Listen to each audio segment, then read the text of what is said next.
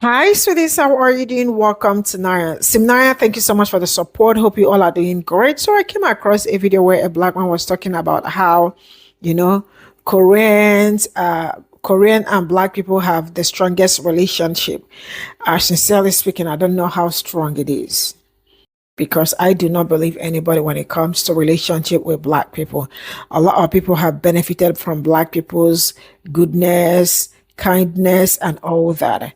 I can beat my chest and tell you that I have seen black people, or I have seen other people, other group of other communities talk about how black people stood by them during some certain kind of problems and all that, how they helped them with human rights, and how it was black people that helped them migrated, or how they migrated because black people made it possible. But I haven't really heard about them saying, this is what we've done for black people. This is how far we've taken black people. This is how far were made, I don't know whether it is from the older generation or boomer or what Gen Z, whichever one it is.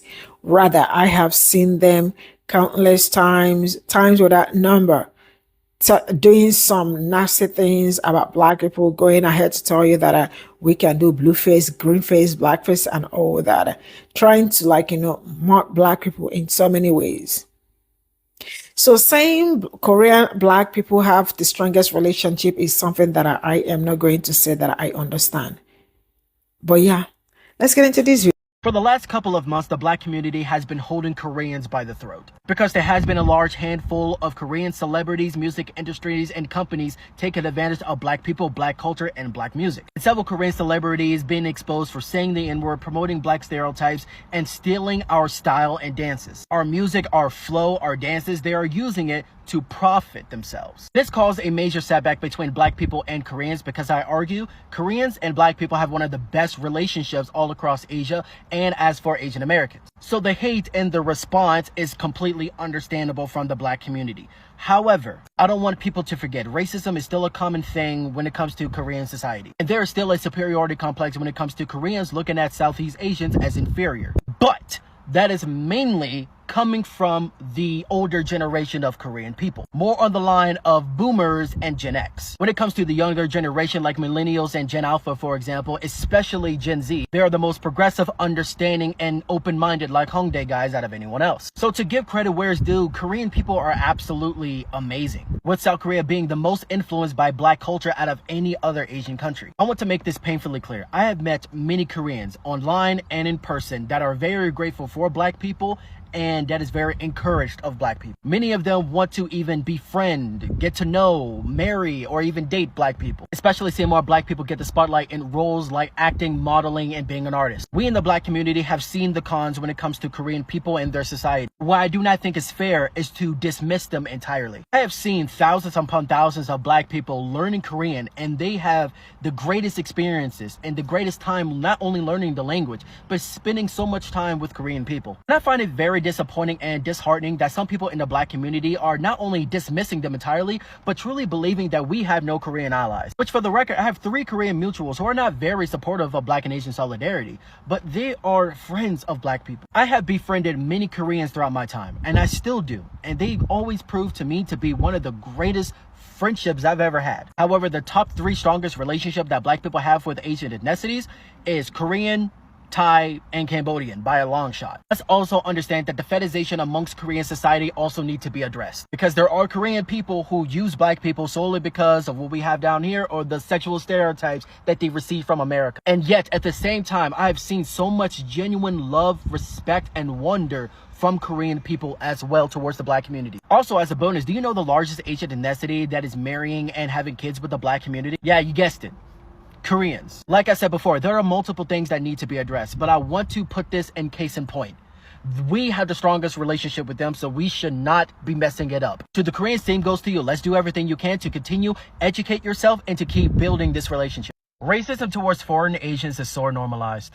Now with this story, this is more aligned with ignorance. In high school, there was this Korean girl who was very new to the country. Her and I had environmental science class together. I remember I was sitting in the middle front of the class and she was sitting in the far left of the class. When it comes to new people entering our classes or our schools, people are fascinated to get to know a person. However, it was very different from her, especially when it comes to Asian Americans. She didn't really talk that much, or at least she couldn't. Her English was incredibly limited, so if you wanted to communicate with her, you had to be patient. This was very difficult for her to make friends. Some people will try to talk to her, but then quickly lose patience. She also tried to make friends with other Asian Americans, but that didn't work. With one of the reasons being, she tried to make friends with a group of Chinese girls, but they quickly rejected her. And it's not because she was a foreigner, it's because she was Korean. There was definitely some superiority complex. When it comes to her personality, she was very shy and timid. So being shy and timid on top of lacking in English was very difficult. This made her incredibly invisible, and this also resulted in a lot of shit talking behind her back. People would make fun of the way she talks and make fun of her accent. Like, why do you talk like that? Why does your nose sound stuffy? So sometimes she would not even talk because of situations like that. Another thing is that people will also make fun of her eyes, and some Asian Americans was actually making fun of her eyelids. She had monolid eyes while the rest of them had double lids. When it comes to Asian people in general, regardless of your ethnicity, people with double lids eye are seen more attractive. Even today, it's mainly seen like that. But when you have a bunch of Americans making fun of the way you talk and your accent, and you also have Asian Americans making fun of your monolids, you will be driving to a dark corner. It's even harder to speak English when you have no one to talk to. One thing is for sure, she was a very good listener, so she can understand you well. It was the talking that was difficult. So you would have to get used to physical gestures, such as facial expressions. I've known about all of this, and I wasn't her friend, but I wanted to change that. There was a time back in middle school and elementary school where I felt like an outcast. I did not want to somebody feel the same way. One day, our science teacher decided to have a project with one other partner. And she announced that the entire class knew exactly who they wanted to work with. And like clockwork, they ran straight to the person who they wanted to work with. I had a few buddies in the class, and they was like, hey, yo, let's work together. Then I had a thought. I really wanted to turn my head to the left for whatever reason. Saw her sitting by herself, no partner, nobody going up to her, nothing. So I told my friends, you know what? Y'all go ahead. I'm going to hang out with her. In the back, I heard one of my friends go, what? Why? I just ignored him. I said, hey, do you want to be my partner for this project? I would never forget the look on her face. Her face illuminated.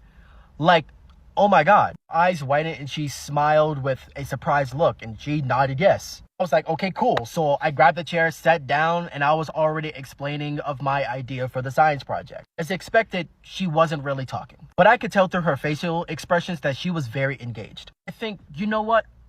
Me being a quiet kid when I was little, I also used facial expressions quite often. So I knew what she was saying and what she was feeling through her facial expression. That was completely fine with me because I knew how to engage with her. And to be very honest with myself, I wish I've done it sooner. But the reason why I didn't, I'm going to put myself on blast here, it's because I cared about what other people was thinking. But at that very moment, I stopped giving a fuck what other people thought. What was happening here?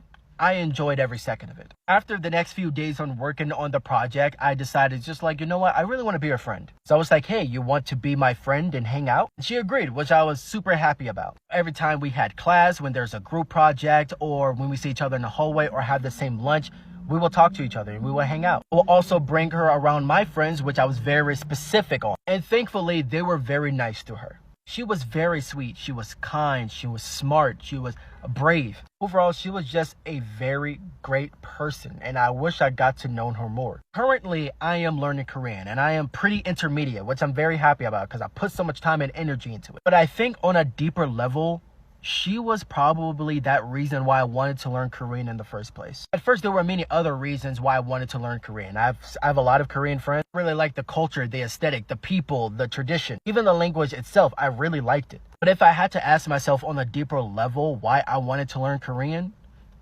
it would be her. After COVID, we lost contact and I haven't spoken to her since. It's been 4 years now since then. Only thing I can hope for is she's doing okay. Hope she's well, I hope she's happy, and I hope she's doing better. But it's one of those important memories that I fall back to every now and then. And sometimes I wish I can contact her again, just so I can say, I'm glad I met you. That is all. See you guys next time. Racism towards Asian people is so normalized. I got hired to this marketing company after 4 interviews. 4. As ridiculous as that sounds, my first day was yesterday and I was excited. I went into this building, went up the stairs, and there it was, all of my co-workers and the new people that was hired along with me. It seemed pretty chill, very vibey. I liked the atmosphere. However, it seemed very forced. You ever been around a company that tries too hard to be laid back and super chill? That's exactly what it seemed like. They were trying way too hard to seem cool. Anyways, everyone was gathered to meet in the conference room to meet me, all the newcomers, and all the other employees. There were 2 other people from different countries. Granted, both of them were Asian. One was from Nepal and the other one was from Cambodia. The guy from Cambodia, who we are going to call Lee, was sitting right beside me. Him and I was chopping it up. We was having a grand time and I'm like, oh wow, already got a friend. Nice. Everything was going well until this one black guy came up to him, sat right in front of him and asked, so bro, I need to know, what are the best Korean restaurants around the city? Then Lee looked at him and said, I don't know any Korean restaurants around here actually. And then he said, really? You didn't go out of your way to find Korean restaurants considering you are, you know. And Lee paused for a moment, looked at me and like, what? And then the black guy said, oh, you are Korean, right? And Lee said, no, I'm Cambodian. The black guy thought he was Korean because he had a fair-skinned complexion. When Lee corrected him on this, the black guy went, oh, what's that? What? Lee said, oh, it's a country in Cambodia. And he said, oh, so you're not Korean. Lee said, no, I'm not. And then the black guy switched it up. It's like, okay, what Chinese restaurants do you know? Bruh. To save Lee from this conversation, I pulled out a list of Chinese restaurants I wanted to try. I showed it to the black man and he had no interest in seeing my list and it went right back to Lee. Luckily, we got interrupted by our boss and I thought this whole entire conversation was going to end. So the black guy left. All the people who was working there for a while, they left the conference room and all the newcomers like me and Lee, for example, remained in the conference room. Our boss was introducing herself again, even though we met her like 3 other times. And she was making this example of uninformed optimism and informed pessimism. Then is the valley of despair, informed optimism, and mastery. So she decided to go through this example of how she was trying to learn Mandarin. Oh shit, I know where this is gonna go. So she made a circle, cut it in 4s, and she was like, I want it to be serious when it comes to Mandarin. In the right hand corners, we got the bunch of Asians that wants to learn Mandarin just because it's easy for them. It's easy for other Asians who isn't Chinese to learn Mandarin? Okay. Next, in the top left hand corner of the circle, we have the lazy Asians. This one, they're the lazy Asians. They're only there because for an easy A. So same as the last one. Got it. Next corner, we have the honor Asians. These are the Asians that speak fluent Mandarin. This is where you want to be. Okay. This chart, they only speak Mandarin.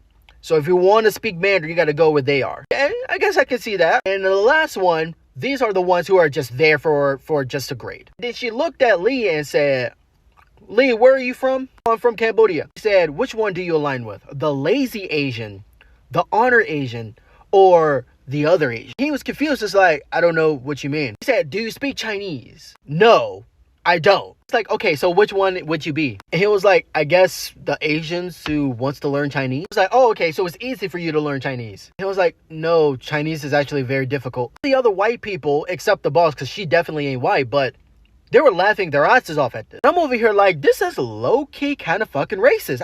Lee was not having it at all. In the beginning of the conference, he was happy, he was excited. After that interaction, he had a straight face throughout the entire conference. Then she closed it with this: if you want to be Asian, you have to go where the fluent Asians are. What the fuck? Lee and I met after work and we decided to not go back to that job and just keep looking. But at least I made a friend.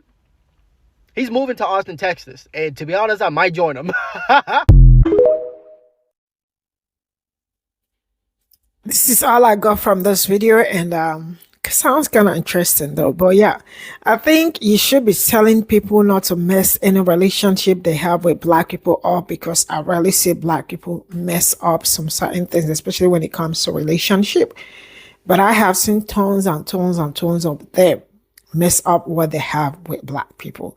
And sometimes I feel like they actually do not take the relationship they have with us seriously. Maybe we are the ones taking it like, very seriously, but they do not take anything seriously. That's one of the reasons why sometimes the way they switch on black people, it's absurd. And you ask yourself, were these people really the people that I thought were in for me and all that?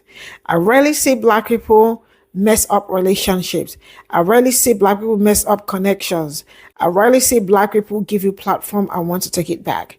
They give you something, they do something for you, and they want it permanent for you, not until you show them or you make them feel like, you see this thing you gave me, it wasn't really that important to me. It was blah, blah, blah, blah, blah, blah. That is when you see them. And when they say, you see this, we are not supporting it anymore. Trust me, black people, when black people pull their support from you, that is the end of whatever you are doing, especially when they are your backbone. I know what I am saying.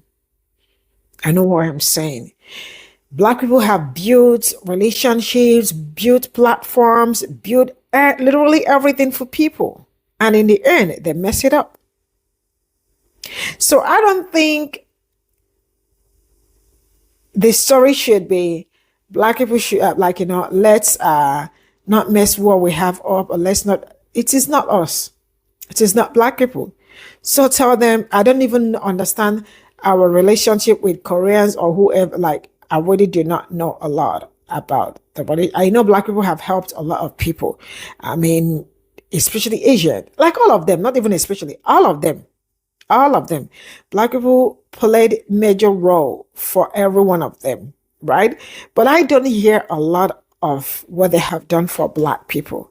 That is what I meant. Not, I don't understand. I know black people have been there for literally all of them, but I rarely hear them say, this is what we've done for black people. This is how we supported black people.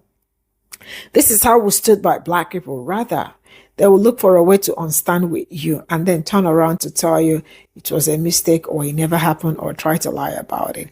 But whichever way, it looks like these videos, you are advocating for Asians, all of them. But yeah, I am just picking that particular video and then, saying what I feel like or what I think it's right. It has never been black people. I am not saying we're perfect people, but I know when black people want to keep something, have something tangible with you, they keep it at that. They want it tangible. Yeah, it is left for you to also oil, grease, and water the relationship. I will draw the curtain here. Bye for now.